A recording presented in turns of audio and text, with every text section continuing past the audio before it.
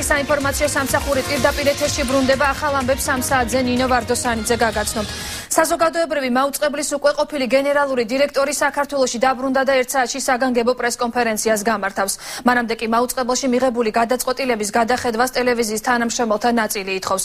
მათ უკვე დაიწყეს ხელმოწერების შეგროვება და განცხადებით საბჭოს თავმჯდომარეს ლევან გახელაძეს მიმართავენ. ჩვენი კორესპონდენტი ქეთი ფარცხალაძე არკვევს რა პროცესები მიმდინარეობს საზოგადოებრივ მაუწყებელში. ქეთი, რა მოთხოვნა აქვთ არხის თანამშრომლებს? საზოგადოებრივ მაუწყებელში ამ წუთებში გრძელდება ხელმოწერების შეგროვება. ისინი მიმართავენ სამეთვალყურეო საბჭოს, რათა შეჩერდეს ის კონკურსი, რომელიც ავტომატურად გამოცხადდა მას შემდეგ, რაც გიორგი ბარათაშვილი არხის გენერალური დირექტორის თანამდებობიდან გაათავისუფლეს. სპეციალური ორგანიზაციო ჯგუფი, რომელიც ამ მოთხოვნას ავრცელებს, მიიჩნევს, რომ არხის კრიზისული ვითარებიდან გამოსაყვანად არ არის ეფექტური გზა მხოლოდ დირექტორის გათავისუფლება და ამ ადგილზე ახალი კანდიდატურის დანიშვნა. ჩვენთვის უცნობია რა გაგრძელება მოყვება ამ ამბავს, ჯერ ბორდს არ მიუღია განაცხადი და მათი ნაბიჯიც მხოლოდ ამის შემდეგ გახდება ცნობილი, თუმცა ბორდის წარმომადგენლებმა დღეს კიდევ ერთხელ განმარტეს მედიასთან, თუ რატომ მიიღეს გადაწყვეტილება არხის გენერალური დირექტორის თანამდებობიდან გათავისუფლების შესახებ.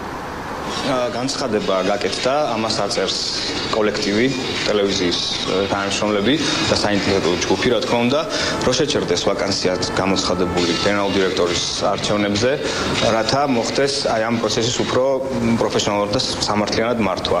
დაველოდოთ სამართლებრივ გადაწყვეტილებას სასამართლოში, თუ გიორგი ბარათაშვილი შეიტანს არჩევნს ბორდის წინააღმდეგ, იმიტომ რომ მიიჩნევს, რომ სამართლო გადაწყვეტილება იქნა მიღებული. თავარი იყო ის ფორმა, რა ფორმითაც ეს პროცესი წარიმართა და ამ ყველაფერმა ჩვენი აზრით საფრთხე შეუქმნა მაუწყებლის რეპუტაციას.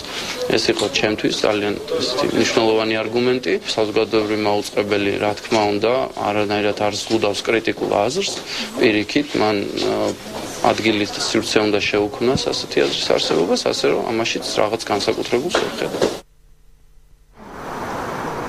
საზოგადოებრივ მაუწყებელში არსებულ ვითარებას დღეს მედია ექსპერტებიც ეხმაურებიან. ლაშა ტუღუშმა ჟურნალისტებთან საუბრისას განაცხადა, რომ საჭიროა სპეციალური საკანონმდებლო რეგულაციების შემუშავება და ის პრობლემა, რომელიც დღეს საზოგადოებრივ მაუწყებელში დგას, არ არის მხოლოდ ბოლო პერიოდში შექმნილი და არ უკავშირდება მხოლოდ გენერალური დირექტორის თანამდებობიდან მოხსნას.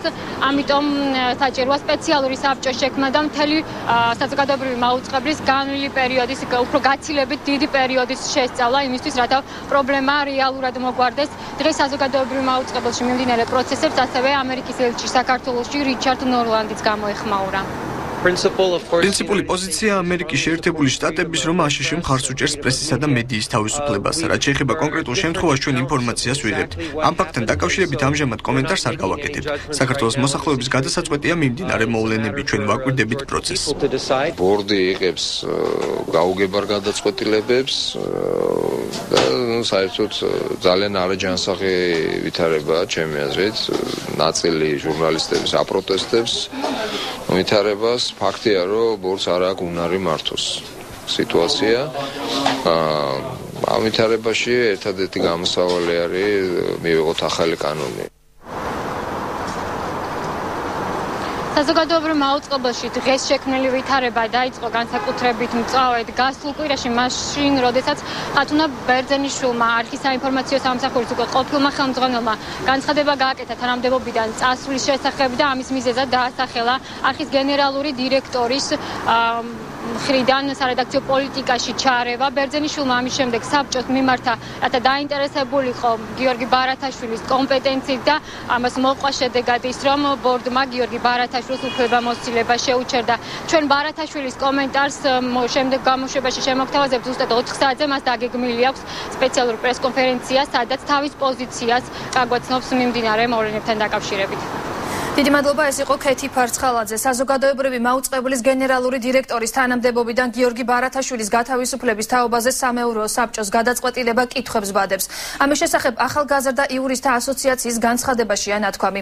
მედიის სამართლებრივი დაცვის ცენტრის ხელმძღვანელის განცხადებით სავარაუდოა, რომ გიორგი ბარათაშვილის გადაყენება საზოგადოებრივ მაუწყებელში კრიზისულ სიტუაციას უფრო დაამძიმებს.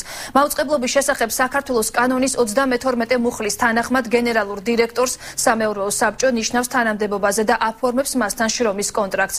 სამართლებრივად საბჭოს არსებული მექანიზმის გამოყენება შეეძლო, თუმცა ის პროცესები, რაც საზოგადოებრივ მაუწყებელში პარალელურად მიმდინარეობდა, კითხვებს ბადებს. ჩვენ ვიცით, რომ როცა გიორგი ბარათაშვილმა დაიკავა გენერალური დირექტორის პოზიცია, არხზე კრიზისული მდგომარეობა იყო შექმნილი, რაც გადაწყვეტილების მიღებისას ვფიქრობთ სამეურვეო საბჭოს უნდა გაეთვალისწინებინა. მით უმეტეს, რომ ეს პროცესი დაემთხვა ერთ-ერთი თანამშრომლის გათავისუფლებას, რისი შესაძლებლობაც ბარათაშვილს როგორც გენერალურ დირექტორს კანონმდებლობით ჰქონდა. მიგვაჩნია, რომ ბორდის გადაწყვეტილებით საზოგადოებრივ მაუწყებელში არსებული კრიზისული ვითარება უფრო დამძიმდება და რა თქმა უნდა, ამის გამო მიღებული გადაწყვეტილების მიმართ კითხვები არსებობს. ვერ გეტყვით, ეს იყო თუ არა ვინმეს დაკვეთა, ან რა დაკვეთა იყო, მაგრამ ეს იყო საკმაოდ არაგონივრული ნაბიჯი, რაც მნიშვნელოვან საფრთხეებს უქმნის საზოგადოებრივ მაუწყებელს, აცხადებენ ახალგაზრდა იურისტთა ასოციაციაში. საპარლამენტო უმრავლესობის წევრები მიიჩნევენ, რომ საზოგადოებრივ მაუწყებელში მიმდინარე პროცესები საკანონმდებლო ორგანომ უნდა განიხილოს. დეპუტატების ერთი ნაწილი აცხადებს, რომ ეჭვს ბადებს სამეურვეო საბჭოს გადაწყვეტილება, რომლის საფუძველზეც არხის გენერალური დირექტორი ერთი საკადრო გადაადგილების გამო სამსახურიდან გაათავისუფლეს. რა პოზიცია აქვთ ამ საკითხზე უმცირესობის წევრებს? მირიან გორგოძე ისაუბრებს პარლამენტიდან დეტალებით პირდაპირ ეთერში. დეპუტატებმა შეაფასეს საზოგადოებრივ მაუწყებლის თანამშრომელთა ერთი ნაწილის გუშინდელი განცხადება, როდესაც მათ პარლამენტს მიმართეს და სამეურვეო საბჭოს გადაწყვეტილებაზე რეაგირებას თხოვეს და ზოგადად მათ თხოვეს საქართველოს პარლამენტს, რომ დაინტერესდეს საზოგადოებრივ მაუწყებელში მიმდინარე მოვლენებით. საპარლამენტო უმრავლესობისა და უმცირესობის წარმომადგენლებმა დღეს ამაზე განცხადებები გააკეთეს, როგორც ცნობილია, რამდენიმე დღის წინ საზოგადოებრივ მაუწყებლის აწუყვე გენერალურმა დირექტორმა თანამდებობიდან გაათავისუფლა საინფორმაციო სამსახურის ხელმძღვანელი ხათუნა ბერძენიშვილი, ხოლო გუშინ უკვე სამეურვეო მაუწყებლის სამეურვეო საბჭომ უფლებამოსილება თავად გენერალურ დირექტორს გიორგი ბარათაშვილს შეუწყო და საპარლამენტო უმრავლესობის წარმომადგენელმა დავით ბერძენიშვილმა განაცხადა, რომ საზოგადოებრივ მაუწყებლის თანამშრომელთა განცხადებაში ჩანდა პოლიტიკური კონიუნქტურის ნიშნები, რაც მისი თქმით ძალიან სამწუხაროა. როგორც დავით ბერძენიშვილი აცხადებს, საზოგადოებრივ მაუწყებელი ჯერ კიდევ განიცდის, ასე ვთქვათ, ნაციონალური მოძრაობის ზეგავლენას, მისი თქმით საზოგადოებრივ მაუწყებელში ნამდვილად არ მიდის პროცესები ჯანსაღად, ამიტომ მნიშვნელოვანია, რომ პარლამენტი იქ მიმდინარე მოვლენებით დაინტერესდეს. რაც შეეხება საპარლამენტო უმცირესობის წარმომადგენლებს, სერგო რატიანმა ჩვენთან საუბარში განაცხადა, რომ ბორდის გადაწყვეტილება იყო ძალიან კარგი, რომელიც თავის მხრივ ზეგავლენისაგან, ანუ საპარლამენტო უმრავლესობის და დღეს არსებული მთავრობის ზეგავლენისაგან დაიცავს საზოგადოებრივ მაუწყებელს. მისი თქმით, არსებულ რეალობაში ძალიან მნიშვნელოვანია, რომ საზოგადოებრივმა მაუწყებელმა დამოუკიდებლობა შეინარჩუნოს. მნიშვნელოვანი არის, რომ ბორდმა გუშინ მიიღო გადაწყვეტილება, დამოუკიდებელი გადაწყვეტილება და დაიცვა ტელევიზია, ასე ვთქვათ, გარეთა პოლიტიკური ჩალევისაგან, ხელისუფლებიდან ფაქტობრივად ჩარევისაგან. ეს არის მნიშვნელოვანი განცხადება, რაც ბორდმა გააკეთა, ნამდვილად შეიცავს პოლიტიკურ კონიუნქტურას და გულის ტკივილს, რომ ეს ბორდი ახლა სხვა რეალობაში, სხვა ხელისუფლების პირობებში მუშაობს. ამ თვალსაზრისით მე ვფიქრობ, ნამდვილად სერიოზული განხილვის საგანი იქნება სხვადასხვა ინიციატივა, მათ შორის საზოგადოებრივი მაუწყებლის ბორდის დაკომპლექტების საკითხიც. კიდევ ერთი მნიშვნელოვანი საკითხი, რაზეც დღეს პარლამენტში საკომიტეტო განხილვები იმართება, ის არის პრეზიდენტ მიხეილ სააკაშვილის საკანონმდებლო ინიციატივა ამნისტიისა და არადეკლარირებული საგადასახადო ვალდებულებებისა და ქონების ლეგალიზაციის შესახებ, რომელიც თავის მხრივ სამეწარმეო, ფინანსური, ეკონომიკური დანაშაულის ამნისტირებას და ასე დანაშაულთა დეკრიმინალიზაციას გულისხმობს. დღეს ეს საკითხი რამდენიმე კომიტეტში არის მთავარი განსახილველი თემა, უკვე ჩატარდა განათლების, მეცნიერებისა და კულტურის კომიტეტი, სადაც დეპუტატებმა განიხილეს პრეზიდენტ მიხეილ სააკაშვილის ინიციატივა და შესაბამისად არ დაუჭირეს მხარი. განათლების კომიტეტის თავმჯდომარემ ეკაბესელიამ ჩვენთან საუბარში განაცხადა, რომ პრეზიდენტის ინიციატივა არ ყოფდა კონსტიტუციას, რადგან ის არ იყო შეთანხმებული არც ერთ სამინისტროსთან, არ იყო წარმოდგენილი სტატისტიკა, არ იყო სრულყოფილი. ზოგადად ეკაბესელიამ განაცხადა, რომ უმრავლესობას არ აქვს არანაირი წინააღმდეგობა ზოგადად იმისა, რომ მოხდეს კანონპროექტების უფრო ლიბერალიზაცია, თუმცა ამ კანონპროექტით მიხეილ სააკაშვილი ცდილობს, როგორც ეკაბესელია ამბობს, რომ მისი მმართველობის პერიოდში ჩადენილი ფინანსური დანაშაულებები დაფაროს. არ იყო მომზადებული საკანონმდებლო ინიციატივა. ამიტომ, რადგან ის კონსტიტუციის დარღვევით იქნა შემოტანილი, ჩვენი დასკვნა იქნება კრიტიკული, ამას ავსახავთ და შესაბამისად ეს დასკვნა გაეგზავნება იურიდიულ კომიტეტს, რომელიც იმჟელებს მოხდეს ამ ინიციატივის გაგრძელება და განხილვა პარლამენტის სესიაზე თუ დაუბრუნდეს უკან ინიციატორის ავტორი. დიახ, პრეზიდენტ მიხეილ სააკაშვილის მიერ წარმოდგენილი საკანონმდებლო ინიციატივა მთავარი განსახილველი თემა არის ასევე დარგობრივი ეკონომიკის კომიტეტზე, რომლის ხდომა სწორედ ამ წუთებში მიმდინარეობს და ასევე ამ საკითხს დეპუტატები საფინანსო საბიუჯეტო კომიტეტის ხდომაზეც განიხილავენ. დიდი მადლობა, ეს იყო მირიან გორგოძე პარლამენტიდან, სადაც საზოგადოებრივ მაუწყებელთან დაკავშირებით განცხადებები გაკეთდა. ამ თემას ჩვენ მომდევნო გამოშვებებში ისევ მიუბრუნდებით და არხის უკვე ყოფილი გენერალური დირექტორის გიორგი ბარათაშვილის განცხადებას შემოგთავაზებთ. ახლა კი დღის სხვა მოვლენები. თია წულუკიანმა უმაღლესი იურიდიული განათლება საფრანგეთის იმ სასწავლებელში მიიღო, რომელიც საფრანგეთის 7-მა პრემიერმა და 3-მა პრეზიდენტმა დაამთავრეს. ეს განცხადება მეცხრე არხთან ინტერვიუში საფრანგეთის სრულუფლებიანმა ელჩმა საქართველოში რენე სალენსმა გააკეთა. ელჩი განმარტავს, რომ ეს არის საფრანგეთის სახელმწიფო მართვის სკოლა, ამავე სკოლის კურსდამთავრებულები მუშაობენ საფრანგეთის სახელმწიფო საბჭოში, რომელიც ადმინისტრაციული მართლმსაჯულების უმაღლესი ორგანოა. თია წულუკიანის განათლებასთან დაკავშირებით საუბარი ოპოზიციამ დაიწყო. ნაციონალური მოძრაობის მტკიცებით, თია წულუკიანს არ აქვს უმაღლესი იურიდიული განათლება, ამიტომ კანონის თანახმად მას იუსტიციის მინისტრის თანამდებობა არ უნდა დაეკავებინა. საფრანგეთის სახელმწიფო მართვის სკოლა დაარსდა 1945 წელს. ის 2 წელს განმავლობაში ამზადებს ყველა კადრს მაღალი სახელმწიფო თანამდებობებისთვის. ეს არის სკოლა, რომელშიც ისწავლა საფრანგეთის 3-მა პრეზიდენტმა, 7-მა პრემიერ-მინისტრმა და ძალიან ბევრმა სხვა მინისტრმა, მათ შორის 3-მა იუსტიციის მინისტრმა. ამ სკოლის დამთავრების შემდეგ სტუდენტები წყვეტენ თუ რომელ ადმინისტრაციაში გააგრძელებენ მუშაობას. როდესაც მე ვამბობ ადმინისტრაციას, ეს შეიძლება ნიშნავდეს იმას, რომ მათ შესაძლებლობა აქვთ იმუშაონ იურისტებად. თუ კითხვის არსია დასმული, ესე იძლევა თუ არა ენა იურიდიულ განათლებას, პასუხი არის დადებითი. ენა გასცემს იურიდიულ განათლებას, სწორედ ეს განათლება აქვს მიღებული ქალბატონ წულუკიანს. ამ წუთებში საქალაქო სასამართლოში სააქციო საზოგადოება თელასის საქმესთან დაკავშირებით სასამართლო პროცესი მიმდინარეობს. საქმე ეხება ფინანსურ მაქინაციას, რომელშიც პროკურატურის მტკიცებით ჩართული იყო ენერგეტიკის ყოფილი მინისტრი ალექსანდრე ხეთაგური, რუსთავიორის დირექტორი ნიკა გვარამია და ასევე კახა დამენია. ესწრებიან თუ არა ბრალდებულები დღევანდელ სხდომას. ჩემი კოლეგა ზვიად ხუჯაძე ისაუბრებს პირდაპირ ეთერში საქალაქო სასამართლოდან. თბილისის საქალაქო სასამართლოში სულ ცოტა ხნის წინ დაიწყო სხდომა, ეგრეთ წოდებული თელასის საქმის განხილვა, რომელშიც ყოფილი მაღალ ჩინოსნები ფიგურირებენ. ეს გახლავთ ალექსანდრე ხეთაგური, ყოფილი ენერგეტიკის მინისტრი, ასევე ეკონომიკის ყოფილი მინისტრი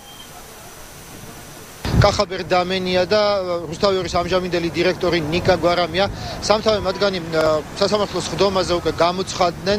მათ ბრალი ედება თანხის უკანონო გაფლანგვაში, უკანონო მითვისებასა და ასევე სამსახურებრივი უფლებამოსილების ბოროტად გამოყენებაში. კონკრეტული საკონსულტაციო ფირმის სახელზე გადაირიცხა მილიონზე მეტი ოდენობის თანხა თელასის ენერგეტიკისა და ასევე ხრამგესის მიერ. ამ წუთებში თბილისის საქალაქო სასამართლოში წინამოსამზადებელი სხდომა მიმდინარეობს, სადაც მხარეები მტკიცებულებებს გაცვლიან. ჩვენ ხა შეგვიძლია მოვისმინოთ ადვოკატების კომენტარები. ბრალდების მხარე წარმოადგენს თავის მტკიცებულებებს, ჩვენ წარმოვადგენთ ჩვენს მიერ მოპოვებულ მტკიცებულებებს. შემდეგ პროცედურულად სასამართლო შეგვეკითხება ერთმანეთს მივაწოდეთ თუ არა მტკიცებულებები. სასამართლო არ ყვევს ამ ეტაპზე ხომარა ხარითაშორის მიღწეული საპროცესო შეთანხმება და მხოლოდ ამის შემდეგ უკვე 2 კვირის ვადაში ინიშნება არსებითი განხილვა. ბრალდებისა და დაცვის მხარეები დღეს სასამართლოს სხდომაზე ერთმანეთის მიერ წარმოდგენილ მტკიცებულებებს გაეცნობიან, რის შემდეგაც არაუგვიანეს 2 კვირის ვადაში საქმის არსებითი განხილვა დაინიშნება. დიდი მადლობა ზვიად ხუჯაძე საუბრობდა საქალაქო სასამართლოდან. სასჯელ აღსრულების სამინისტრო ვარაუდობს, რომ ქსნის ნომერ 15 დაწესებულების დირექტორმა ნუკრი ხუხუამ თანამდებობა გენერალური ინსპექციის მიერ გამოვლენილი დარღვევის გამო დატოვა, რაც პატიმრის შეურაცხყოფას უკავშირდება. ამის შესახებ დღეს გამართულ ბრიფინგზე სასჯელ აღსრულების მინისტრის პრესპიკერმა ირაკლი კორძაიამ განაცხადა. ამასთან კორძაია ადასტურებს გავრცელებულ ინფორმაციას, რომ ნუკრი ხუხუას თანამდებობაზე დაბრუნების მოთხოვნით რამდენიმე პატიმარმა ქსნის დაწესებულებაში თვითდაზიანება მიიყენა.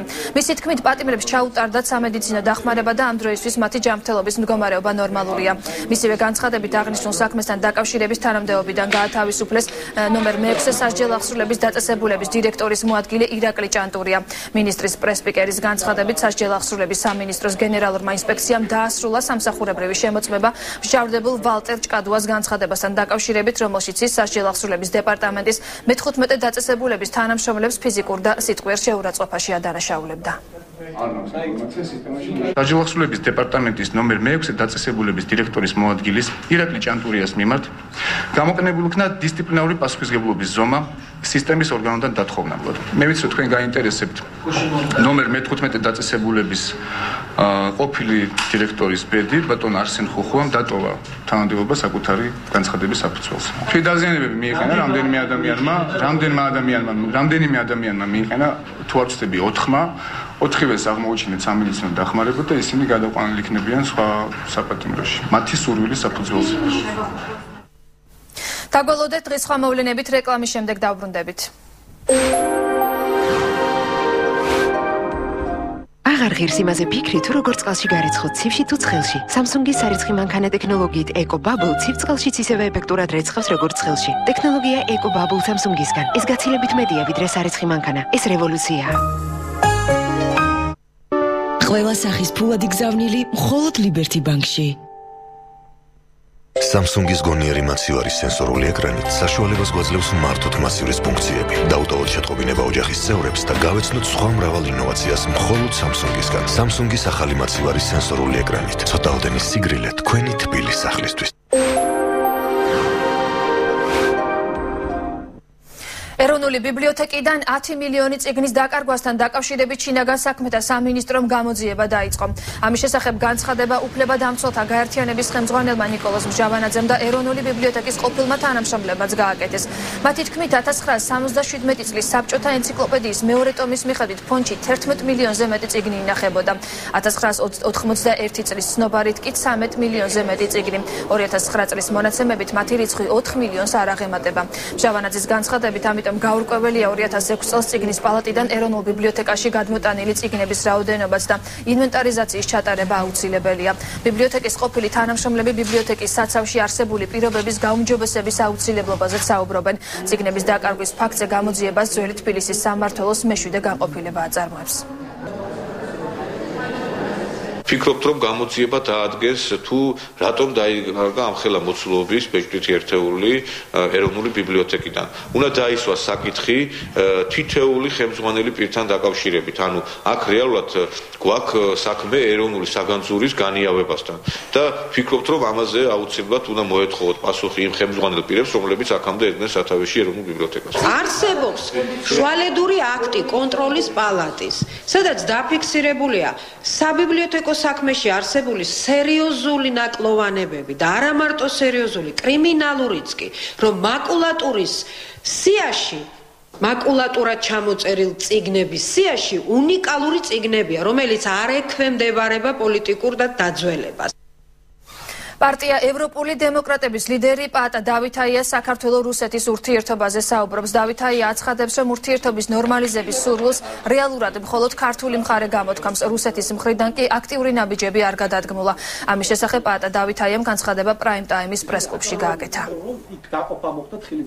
ყველაფერი ის დათმობები, რაც ცალმხრივად ხდება საქართველოს მხრიდან, მიუღებელი არის რუსეთისათვის და ისინი ღია მუქარაზე, ღია აგრესიაზე გადმოდიან იმ ვარიანტში, რომ მაქსიმალურად მოხდეს ტერიტორიების ლეგიტიმაცია, რომელსაც მათ ოკუპაცია გაუკეთეს. მე მიმართავ საქართველოს მთავრობას თხოვნით, რომ მაქსიმალურად დათმობების პოლიტიკას რუსეთის ფედერაციასთან ოკუპირებულ ტერიტორიასთან დაკავშირებით შეაჩეროს, იმიტომ რომ ეს არანაირ შედეგს არ გამოიტანს. ის რომ ჩვენ რაღაცას ღვინოს გავიტანთ, ის რომ ჩვენ იქ კონცერტებს მოვაწყობთ, ის რომ ჩვენ ვიღაცას ჩავეხუტებით, ამ ფონზე ტერიტორიებს არავინ არ დაგვიბრუნებს.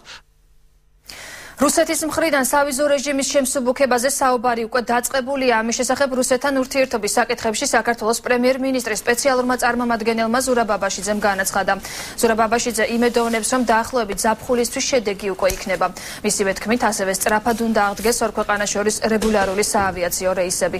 ზურაბ ბაბაშიძე გრიგორი კარასის რამდენიმე დღის წინ პრაღაში შეხვდა მხარეებმა სავაჭრო და ეკონომიკურ საკითხებზე ისაუბრეს.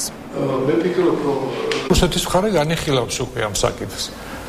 მთლიანად ვიზების რეჟიმის გაუქმებაზე არ არის საუბარია მის გამარტივებაზე, გაიოლებაზე გარკვეული კატეგორიებისთვის. რაც ვთვლი, რომ წინ გადადგმული ნაბიჯია. საქართველოს პრემიერ-მინისტრი თომას ამერბერგ შეხვდა ევროსაბჭოს ადამიანის უფლებათა კომისარი საქართველოში ბიძინა ივანიშვილის მოწვევით იმყოფება. თომას ამერბერგის მისიის მიზანია უახლოესი რამდენიმე თვის განმავლობაში ევროკავშირის სახელით საქართველოს მთავრობას კონსულტაციები გაუწიოს ისეთ საკითხებზე, როგორიცაა სასამართლო და კონსტიტუციური რეფორმა, სამართლდამცავი ორგანოების საქმიანობა, პენიტენციური სისტემა და ადამიანის უფლებების დაცვა. მისთვისაც ვსათვართ, რომ გარკვეული კრიტიკა მივიღებთ როგორც ახალი ხელისუფლების წარმომადგენლებიც აქ შეფასება მოხდება როგორც თქვენ წარმოგიდგენიათ გარდამავალი პერიოდის განსაკუთრებით ძველი ხელისუფლების მოღვაწეობისა და ახალი ხელისუფლების ქმედებების შესახებ. I read because I like this country. საქართველოში ადრეც ვიყავი პრობლემების შესახებ ანგარიშიც მოვამზადე. ახლა როცა ვხედავ არის სურვილი რომ ჩავერთო პრობლემების მოგვარებაში, მე ამას დიდი სიამოვნებით გავაკეთებ. მე როგორც ყოველთვის ვიქნები კრიტიკული და მიუკერძოებელი. ასევე მექნება დრო რომ შევხვდე მინისტრებს, სახალხო დამცველს, სამოქალაქო საზოგადოების, პოლიტიკური პარტიების და საერთაშორისო საზოგადოების წარმომადგენლებს. ძალიან ოპტიმისტურად ვარ განწყობილი. ვფიქრობ პრობლემები რომლებიც პარლამენტში და საჯაროდ განიხილებოდა შეიძლება მოგვარდეს. ახლა არის დრო, როცა საქართველოს შეუძლია დაამყაროს ნამდვილი დემოკრატია, სადაც დაცული იქნება ადამიანის უფლებები. საქართველოს პრეზიდენტი პრემიერ-მინისტრს ნატოსა და ევროკავშირისთვის ერთობლივი მიმართვის გაგზავნის წინადადებით მიმართავს. როგორც მიხეილ სააკაშვილმა ლიტვის საგარეო საქმეთა მინისტრთან შეხვედრის შემდეგ განაცხადა, ლინას ლინკევიჩუსი ამ თემაზე მთავრობას და პრემიერს უკვე ესაუბრა. მიხეილ სააკაშვილის განცხადებით, თუ საქართველოს შიდა ვითარება ცუდად განვითარდა, ქვეყანა ნაკლები სტაბილურობისკენ წავიდა, ან დემოკრატიული ინსტიტუტებს საფრთხე შეექმნა, საქართველო ჩამორჩება იმ ტემპს, რომელიც ჰქონდა ევროპასთან ინტეგრაციის მიმართულებით, რაც არავის არ სურს. ჩვენ გვინდა ვიყოთ ევროპის ნაწილი, გვინდა ნატოში შესვლა და ყველა განსხვავებას გვერდზე გადავდებთ, როცა საქმე საქართველოს მომავალს და სტრატეგიულ ხედვას ეხება, აღნიშნა მიხეილ სააკაშვილმა. პრეზიდენტმა ლიტვის საგარეო საქმეთა მინისტრთან საქართველოს ევროპულ და ევროატლანტიკურ სტრუქტურებში ინტეგრაციასა და ქვეყანაში მიმდინარე დემოკრატიულ პროცესებზე ისაუბრა.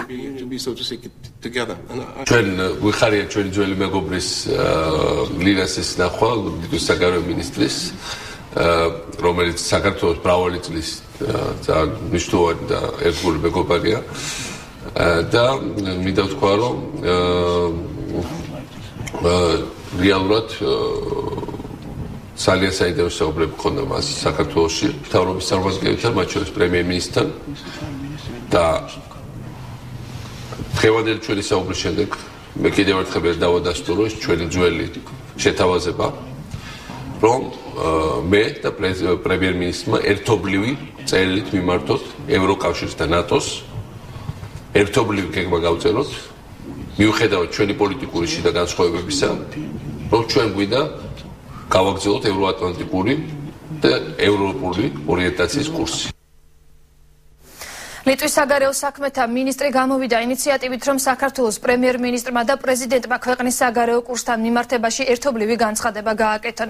ეს განცხადება მან პრემიერთან შეხვედრისას გააკეთა. შეხვედრა ლინას ლინკევიჩუსთან მთავრობის კანცელარიაში გაიმართა. მხარეებმა საქართველოში მიმდინარე პოლიტიკური პროცესები, თანამშრომლობის საკითხები და შემდგომი განვითარების პერსპექტივები განიხილეს. საუბარი ასევე შეეხო საქართველოს სწრაფვას ნატოსა და ევროსტრუქტურებში. იცის ძალიან კარგად კოჰაბიტაციის შესახებ, რომ ეს არის ძალიან რთული. ჩემს შემდგომის პრეზიდენტთან აპირებს დღეს შეხვედრას. მე დავთანხმდი, რომ ჩემი მხრიდან საერთო განცხადებას რომ გავაკეთოთ, რომ ევროპელებისთვის ეს იყოს გასაგები და სასიამოვნო რაღაც ურთიერთობა და თანაცხოვრება, რაც ქართულად მიმდინარეობს ძველსა და ახალ ხელისუფლებას შორის. და მე არ დავასწრებდი, რამდენადაც მისი იყო ინიციატივა, შეხვდება ალბათ პრეზიდენტსაც და შეიძლება კიდევ გაჩნდეს საფუძველი ახალი შეხვედრის მადლობელი ვართ პრემიერ-მინისტრთან შეხვედრის ლიტვა და საქართველოს დიდი ხნის მეგობრები არიან. მას შემდეგ რაც ჩვენ დამოუკიდებლობა მოვიპოვეთ. ჩვენ საქართველოს ყოველთვის გვერდში დაუდგებით განსაკუთრებით კი თქვენს არჩევანში ევროატლანტიკური ინტეგრაციის მიმართულებით. ჩვენ ამ საკითხებზე გუშინაც ვიმსჯელებთ და ვაგრძელებთ კონსტრუქციულ დიალოგს. ქვეყნის შიგნით არსებულმა ვითარებამ, კოჰაბიტაციამ და მსგავს საკითხებმა არ უნდა შეუშალოს ხელი საქართველოს ევროატლანტიკურ სტრუქტურებში ინტეგრაციის გზაზე. ჩვენ ყველაფერს გავაკეთებთ, რომ საქართველოს დავეხმაროთ. დღეს სრულდება სოფლის მეურნეობის სამინისტროს ინიციატივით გამოცხადებული კონკურსის პირველი ეტაპი, რომელიც რაიონულ სამსახურებში ვაკანტური თანამდებობების დასაკავებლად 28 იანვარს გამოცხადდა. სოფლის მეურნეობის მინისტრის პირველი მოადგილე განმარტავს, რომ აღნიშნული სამსახურების ჩამოყალიბების მთავარი მიზანი სამინისტროს მიერ შემუშავებული პროგრამების შესახებ რაიონებისთვის მაქსიმალური ინფორმაციის მიწოდებაა. კონკურსი 2 ეტაპად ტარდება და მას ტესტირების და გასაუბრების სახე აქვს. ბაღდათის რაიონიდან ვარ, შეტანილი მქონდა განცხადება საკონსულტაციო სამსახურის მთავარი სპეციალისტის თანამდებობაზე. რაც გასაუბრება ტარდება ჩვეულებრივად. ისინი მთელი წლის განმავლობაში შეაგროვებენ და შექმნიან ბაზებს, სადაც თავს მოიყრის კერძო ფერმერულ მეურნეობებში წარმოებული პროდუქციის რაოდენობა, მიწის იდენტიფიცირება მოხდება, ყველა იმ საჭირო რჩევას და დარიგებას მიიღებს ეს ხალხი პრაქტიკული საქმიანობის თვალსაზრისით, რომელიც ჩვენს გლეხურ და ფერმერულ მეურნეობებს ძალიან ჭირდებათ ამ ეტაპზე. საქართველოს გარემოს დაცვის მინისტრი ხათუნა გოგალაძე ოფიციალური ვიზიტით გერმანიაში იმყოფება. დელეგაციის შემადგენლობაში არიან ასევე გარემოს დაცვის სხვადასხვა დარგის სპეციალისტები და პარლამენტის წევრები. ვიზიტის ფარგლებში საქართველოს დელეგაციის შეხვედრა გერმანიის საერთაშორისო თანამშრომლობის საზოგადოების და გერმანიის განვითარების ბანკის ხელმძღვანელობასთან გაიმართა. მინისტრმა მათ ქვეყანაში გარემოს დაცვის სფეროში მიმდინარე პროცესები გააცნო და მადლობა გადაუხადა საქართველოს ბიომრავალფეროვნების დაცვის და კონსერვაციისკენ მიმართული ღონისძიებების განხორციელებაში მათი მხარდაჭერისთვის. მინისტრმა ხაზი გაუსვა სატყეო სექტორში გასატარებელი რეფორმის აუცილებლობას და ამ საკითხში გერმანიის გამოცდილების გაზიარების მნიშვნელობას. ქვემო ქართლის სამხარეო პროკურატურასთან გარდაბრის რაიონში მცხოვრები ყოფილი ფერმერის ჯემალ მუსაევის ოჯახის წევრებმა და ახლობლებმა გამაფრთხილებელი აქცია გამართეს. ისინი წართმეული ქონების დაბრუნებას ითხოვენ, როგორც მუსაევის ადვოკატი აცხადებს, მისი დაცვის ქვეშ მყოფის დევნა და შევიწროება ყოფილი ხელისუფლების მხრიდან ხორციელდებოდა, რის შემდეგაც მას კუთვნილი ქონება ჩამოართვეს და თავად მუსაევი 2011 წელს დააპატიმრეს. მუსაევები უნდობლობას უცხადებენ ქვემო ქართლის სამხარეო პროკურატურას და საქმის ხელახლა გამოძიებას მთავარ პროკურატურას თხოვენ. 24 ოჯახის მიმართ იმისანა უსამართლობა ჩაიტინა ეგრეთ წოდებული ვარდების რევალიციის ხალხმა და წამკვართვეს ყველაფერი. ბავშვი გამიტანცეს, დამაკაჩაღეს, ქონება წამართვეს, შენობა წამართვეს. ყველაფერი აი ეგრეთ წოდებული პროკურატურის შენობა გაია. შიგნით უარგისი ხალხი. ბატონ ლაშა ლეთოდიანისგან ჩვენ იმედი არ აგვაქვს, იმიტომ რომ პირადად ეგ იყო, ეგ ადამიანი, ეგ პიროვნება იყო, ვინც ამ ბატონის უკანონო დაკავებაში მონაწილეობა მიიღო და შესაბამისად როგორ შეიძლება პიროვნებამ თავისთავად ასაჯოს. წინასაარჩევნო პერიოდში გათავისუფლებული საჩხერის საჯარო სკოლების დირექტორები სამსახურში აღდგენას ითხოვენ. დირექტორები აცხადებენ, რომ განათლების სამინისტროს გენერალურმა ინსპექციამ მათ აბსურდული ბრალდებები წაუყენა. რეალურად კი თანამდებობები ნაციონალური მოძრაობის დავალებების შეუსრულებლობის გამო დაატოვებინეს. საჩხერის საგანმანათლებლო რესურს ცენტრში განმარტავენ, რომ გათავისუფლებულ დირექტორთა საკითხს განათლების სამინისტრო უახლოეს პერიოდში გადაწყვეტს. წინასაარჩევნო პერიოდში საჩხერეში სულ 9 საჯარო სკოლის დირექტორი გაათავისუფლეს. მე დარწმუნებული ვარ, რომ ის ვარ გათავისუფლებული, რომ არ წარმომიდგენია არც ქართული ოცნების მხარდაჭერასია, არც გამითავისუფლებია სკოლიდან ამის გამო და საერთოდ და წინასაარჩევნო პერიოდში შემადგენლზე უნდათ გამოეშვათ ესეთი ადამიანი, ვისაც ხარ დაუჭერთ. ზეწოლა იყო, მე პირადად ორჯერ შემომითვალეს, რომ თუ არ შევიცვლედი პოზიციას და ხარს დაუჭერდი ქართულ ოცნებას, გერისპეცია შემომიგზავნდა სკოლაში და გამათავისუფლდა, მათაც ასე მოხდა. მიმართეთ რაიონის გამგეობას, საკრებულოს, მაგრამ სამინისტროსაც მიმართეთ, მაგრამ რეალური შედეგი ჯერჯერობით არ ჩანდა. არჩევნების შემდეგ განათლების და მეცნიერების სამინისტროში მინისტრის ინიციატივით, მინისტრის დავალებით შეიქმნა კომისია, რომელიც განიხილავს აღნიშნული დირექტორების და პედაგოგების საკითხს ამდენად სამართლიანად განთავისუფლდნენ ეს პიროვნებები. პანტომიმის თეატრს ქუჩაში დარჩენა ემუქრება რუსთაველის ნომერ 37-ში მდებარე შენობა, სადაც 30 წელია თეატრია განთავსებული, ერთლარად არის გაყიდული. ამის შესახებ დღეს თეატრის დამფუძნებელმა ამირან შალიკაშვილმა დასის წარმომადგენლებთან ერთად გამართულ პრესკონფერენციაზე განაცხადა. შალიკაშვილის თქმით, შენობის გაყიდვის შესახებ თეატრის ადმინისტრაციისთვის არავის უცნობებია. ეკონომიკისა და მდგრადი განვითარების სამინისტროში მათ მიერ მოპოვებული დოკუმენტაციის მიხედვით კი პანტომიმის თეატრის შენობა საქართველოს პრეზიდენტის 2012 წლის 31 აგვისტოს განკარგულებით პირდაპირ მიყიდვის წესით შეზღუდული პასუხისმგებლობის საზოგადოება ახალმა ოფისმა ერთლარად შეიძინა. ხელშეკრულების პირობებით კომპანიამ 2 მილიონი ლარის ინვესტიცია უნდა განახორციელოს. თეატრის დამფუძნებელი აცხადებს, რომ პანტომიმის თეატრმა შენობა 2014 წლის 31 დეკემბრამდე უნდა დატოვოს. შალიკაშვილის ინფორმაციით მერიამ თეატრისთვის 9 აპრილის ბაღში 919 კვადრატული მეტრის მიწის ნაკვეთი გამოყო. მერიაში აღნიშნულ თემაზე კომენტარს ამ დრომდე არ აკეთებენ. ეს გავიგე მე დაახლოებით ალბათ ერთი თვის წინ და დავიწყე ძებნა საბუთის და მოვიპოვე საბუთი. ეკონომიკის სამინისტროდან მოვიპოვე საბუთი, რომ ზუსტად მომცეს აგერ არის და შეგიძლიათ გადაიღოთ და გადასცეთ საზოგადოებას აცნობოთ, რომ გაყიდულია. ამაშია თელი უბედურება, მაგრამ მე არ ვიცოდი. პრობლემები შეგვექნება დავრჩებით გარეთ, ესე გამოდის. არავინ არ გვაქცევს ყურადღებას. რა თქმა უნდა, მსახიობს ჭირდება, პირველ რიგში თეატრი ჭირდება. ხო და ეხლა ჩვენ ხანს შევიტყვეთ ამის შესახებ და სადღაც 1 წელი გვაქვს უფლება რომ გავჩერდეთ აქ. ახალი ამბების ჩვენ უკვე 4 საათზე დაბრუნდებით, მე სწორედ ამ დრომდე გემშვიდობებით.